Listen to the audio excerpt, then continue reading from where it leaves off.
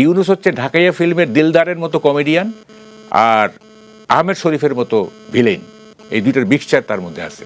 Unity and secularism should be our মটো।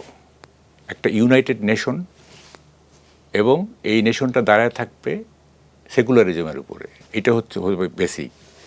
এবং এই ইউনিটির জন্য তারেক রহমানের উচিত এই মুহূর্তে সব নির্দোষ লোককে ছেড়ে দেওয়া, জামিন দিয়ে দেওয়া, নির্দোষ যাদের বিরুদ্ধে ফলস মামলা হয়েছে আর কি, ছেড়ে দেওয়া। এটা তো প্রমাণ করার জন্য সময় লাগবে।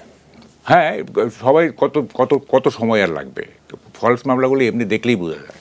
তারপর সাংবাদিক সহ, সাংবাদিক যারা যেমন আনিস আলমগীর, এইটা মানে অযথাই তাকে করে ধরে রাখছে আর কি। হ্যাঁ, তারপরে এরকম আরও সময় যাদের বিরুদ্ধে স্পেসিফিক চার্জ আছে সেগুলি আমি বলবো না, যাদের বিরুদ্ধে ভুয়া মামলা হয়েছে সবগুলি ছেড়ে দেন, ছেড়ে দিয়ে একটা ইউনিটির একটা আবহাওয়া তৈরি করেন। আমরা জঙ্গলে বাস করতেছি না যে মানে আমরা কম্পিটিশন করবো, আওয়ামী লীগের সাথে কম্পিটিশন করবো, অমুকের সাথে কম্পিটিশন করবো। এটা জঙ্গলের আইন, কম্পিটিশন। ওই এক পশু আরেক পশুকে খেয়ে ফেলতেছে, এই করতেছে। Cooperation is the law of civilisation. সভ্যতার নিয়ম হচ্ছে কোঅপারেশন, পরস্পর সহযোগিতা করা। এইটা করতে হবে। আপনাকে ইউনিটি না আনলে হবে না, বিভাজিত সমাজে আপনি পারবেন না।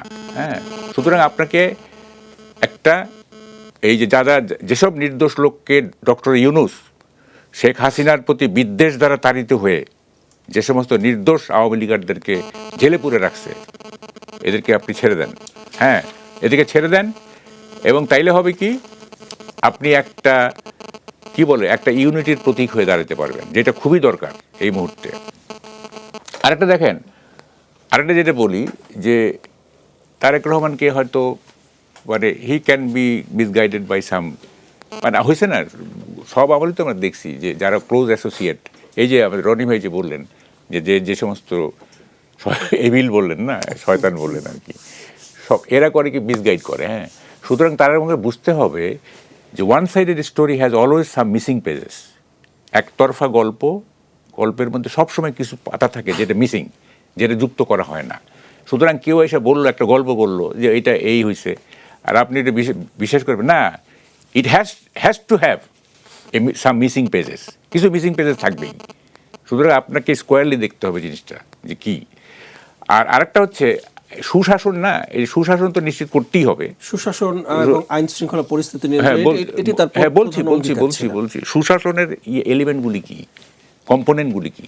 1 নম্বর হচ্ছে ট্রান্সপারেন্সি, 2 নম্বর হচ্ছে অ্যাকাউন্টেবিলিটি, 3 নম্বর হচ্ছে পাবলিককে আপনার ডেভেলপমেন্ট প্রসেসের প্রতি ইনক্লুড করা।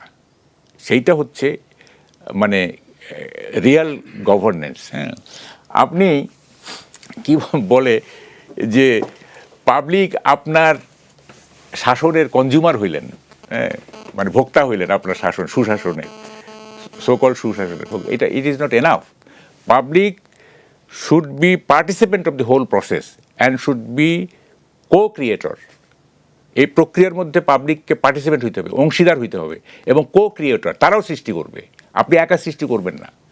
ঠিক আছে, আপনি বললেন যে ঠিক আছে এইভাবে তো সব তো ঠিক আছে না, এই সুশাসন চলতেছে, পাবলিককে মাইনাস করে আপনি সুশাসন করতেছেন, হবে না এটা। Public should participate in the development process and they should be co-creator, তারাও সৃষ্টি করতে হবে আপনাকে। হ্যাঁ, শুধু আমরা কনজিউমার হইলাম, সুশাসন দিয়েছে, আমরা ভোগ করতেছি সুশাসন, ইট ইজ এনাফ, এটা এনাফ না। ফলে এই জিনিসগুলি বুঝতে, আর যে আপনি আইনের শাসনের কথা বলেন, দেখেন সবাই বলে কি বলবো, কোন দেশে বাস করতেছি না, মানে ভাবা যায় না। সবাই বলে যে নোবডি ইজ অ্যাবভ ল, তাই না? কেউই আইনের ঊর্ধ্বে না। কেউ কিন্তু বলে না যে nobody is below law also. ফলের নির্যাস ও দুধের সমন্বয়ে polar tornado green apple ice cream, মন ভালো থাক। কেউ আইনের ঊর্ধ্বে না, কেউ আইনের নিচেও না। কারণটা কি? আইনের বিলো ল মানে কি? বিলো ল হচ্ছে যে আপনি আইনের অপপ্রয়োগ করে মানুষকে সাপ্রেস করতেছেন কিনা, মানুষকে কষ্ট দিচ্ছেন কিনা, সাফারিং দিচ্ছেন কিনা। হ্যাঁ, এইটা হচ্ছে বিলো ল। আর অ্যাবভ ল তো আছে, কেউ আইনের ঊর্ধ্বে না, আবার কেউ আইনের নিচেও না, এটাও কিন্তু খেয়াল রাখতে হবে। এবং আরেকটা হচ্ছে যে আপনি সুশাসন দিলেন, it is not enough, you have to bring happiness, মানুষের মধ্যে সুখ আনতে হবে। এবং হ্যাপিনেসের যে ইন্ডেক্স, যেমন ভুটান কি আপনার খুব রিসোর্সফুল খুব একটা সমৃদ্ধশালী দেশ তাহলে বাট হ্যাপিনেসের ইন্ডেক্সে ভুটান আমাদের চেয়ে অনেক আগায় আছে। হ্যাঁ এই শেষ করি, সেটা হলো যে আমাদেরকে it is not enough that you give us good governance, you have to make us happy, এবং হ্যাপিনেসের ইন্ডেক্সকে আপনাকে উঁচা দিতে হবে। অনেক বড় দায়িত্ব নিছেন আপনি, অনেক বড় দায়িত্ব নিছেন। হ্যাঁ, এখন যদি আপনি ইউনুসের মতো বলেন, ডক্টর ইউনুসের মতো বলেন যে আর দূরও এই আমি দায়িত্ব কমাই নিলেই তো হইল, হ্যাঁ এটা হবে না তো। আপনাকে দায়িত্ব যেটা আছে আপনি দায়িত্ব কমাইতে পারবেন না, হ্যাঁ দায়িত্ব কমাইতে পারবেন না, এবং এই সব দায়িত্ব আপনাকে অ্যাড্রেস করতে হবে। হ্যাঁ আমরা আসি আপনার সঙ্গে, কিন্তু যদি দেখি যে আপনার মোটিভ খারাপ, আপনার আমি একটা প্রশ্ন যোগ করি যে ডক্টর ইউনূস আমাদের কাছে যে রিজার্ভ দেখিয়েছিলেন $29 বিলিয়ন, কিন্তু আমরা দেখছি যে বাস্তবে রিজার্ভ আছে $15 বিলিয়ন। শুনেন আমি বলি আপনাকে, আমি বললাম না যে এটা ন্যারেটিভের বাংলাদেশ। হ্যাঁ এখন সব স্ট্যাটিস্টিক্স দেখবেন আপনি এক্সাজারেটেড, সব স্ট্যাটিস্টিক্স। আপনার জাতিসংঘ বলতেছে 1500, আপনি তালিকা দিলেন 800, হ্যাঁ সেটা বলতে কতগুলি নানা রকম নাকি ঝামেলা আছে। এই যে জুলাইতে আপনি বলতেছেন যে প্রতি বছরে $16 বিলিয়ন পাচার হয়েছে, তার দ্বারা $256 বিলিয়ন।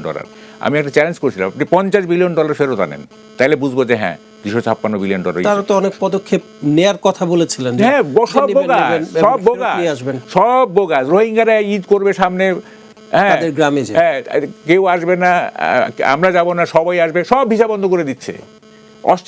অস্ট্রেলিয়া গমনের ইচ্ছুক ছাত্রছাত্রীরা 2-1 আমার সাথে কান্নাকাটি করছে, স্যার এখন ভিসা দিচ্ছে না, আমার তো ভর্তি হয়ে আছে, আমাকে ভিসা দিচ্ছে না, সব ভিসা বন্ধ হয়ে যাচ্ছে।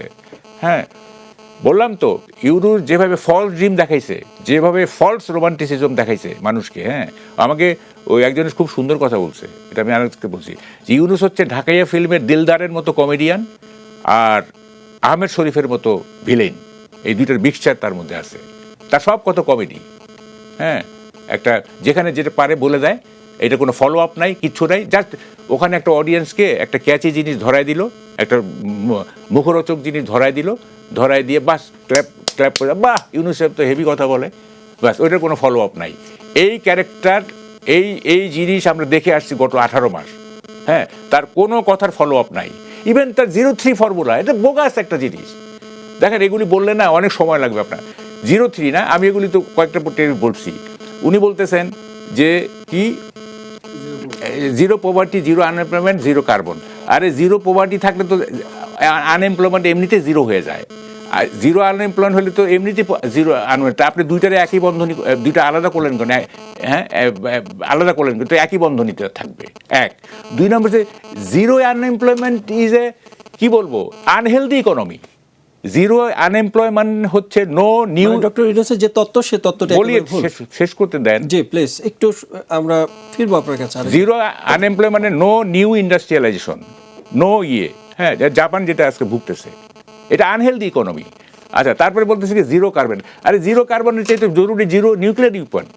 আপনি শান্তিতে নোবেল পাইছেন, আপনি বলবেন যে নিউক্লিয়ার উইপন থাকা চলবে না। হ্যাঁ এমনি আর্মস থাকবে, কারণ একটা ডোমেস্টিক শৃঙ্খলার জন্য আর্মস থাকতেই হয়। আপনি বলবেন সমস্ত নিউক্লিয়ার উইপন ভূমধ্যসাগরে ফেলে দিতে হবে, হ্যাঁ কোনো নিউক্লিয়ার উইপন থাকা চলবে না, আপনি ওইটা বলবেন। আপনি বলতেছেন 0 কার্বন। হ্যাঁ মানে দেখেন কি বলবো, শান্তিতে নোবেল পেয়ে শান্তির পক্ষে ওনার কোনো কাজ নাই, সব অশান্তির পক্ষে তার কাজ। হ্যাঁ এবং যখন উনি নোবেল পাইছেন, মানে কি কারণে নোবেল পায় না এটা আমার কাছে একটা রহস্য। হ্যাঁ এটাও এক ধরনের হয়তো প্রতারণা ছিল।